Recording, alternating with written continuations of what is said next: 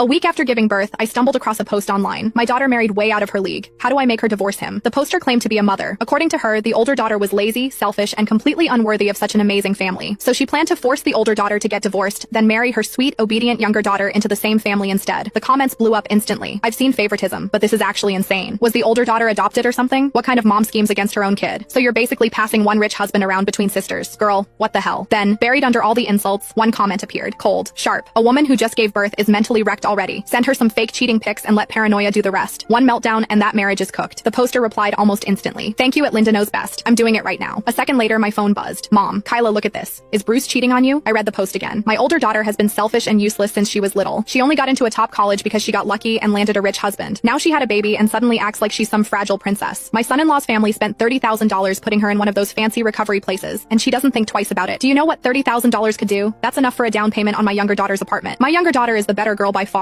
She's classy, sweet, educated, and just got back from a prestigious school in the UK. She fits high society much better than her sister ever will. I need the older one divorced so the younger one can step in instead. Any advice? Every word felt like it was scraping across my skin. My hands started shaking. The IP address was local. I was only 7 days out from giving birth, still recovering. My husband and his parents were terrified I'd push myself too hard, so they booked me into a luxury recovery suite with a living area, study, nursery, and private bedrooms. My sister Zoe had just gotten back from the UK last month. She'd even asked me to help her find a job. The tone, the wording, it sounded exactly like my mom. No way, it can't be. My lips went dry. My heart slammed against my ribs. I opened the photo she sent. Bruce Brighton was holding a woman in his arms, way too close. It took me 3 seconds to realize it was fake. The woman had 6 fingers. Under the photo was a voice message. Kyla, look at this. Mom's voice exploded through the quiet room. Is Bruce cheating on you? Don't be stupid. Then she forwarded an article. Don't forgive a cheater. During postpartum recovery, once a cheater, always a cheater. Every word screamed divorce. I tightened my grip on my phone as cold spread through my body. Ever since I was a kid, Mom kept saying we were broke. As the older sister, I had to sacrifice more. So after high school, I never asked them for money again. I paid the bills. When Dad got sick, I covered his surgery. I dropped 20 grand renovating the house back home. And when Zoe studied abroad, 40 grand a year, I paid for 3 years. I really thought I had a happy family. Now I saw it for what it was. A bottomless pit sucking me dry. I gave them everything. And now they wanted to destroy my home. My fingers were still numb as I opened the post again. The poster had updated it a minute ago. Thanks to Linda Knows Best for the idea. I already did it. Now I'm waiting to see how my older daughter reacts. The comments were tearing her apart. She ignored every one of them. I stared at the update, then laughed. Fine. If you wanted to play games, I could play too. My phone buzzed again. Another long voice message from Mom. Kyla, did you see it? I've been through this before. Once a man cheats, he's trash. You need to think ahead. Her voice was sharp and urgent. As I listened, old memories came rushing back. Back in high school, money was so tight we lived off discount food. To help out, I ate a peanut butter sandwich for lunch every single day. Then Mom went and signed Zoe up for a $3,000 dance program. Said Zoe was talented and couldn't be held back. When I got into a top university, Mom barely looked at my acceptance letter. What a lucky break. But with your personality, you still won't go far. But when Zoe got into community college, Mom acted like she'd won the lottery. She spent all day bragging about how smart Zoe was. Said she was destined for big things. Said the family would depend on her someday. Later, when Zoe demanded to study abroad, Mom told me to pay for it.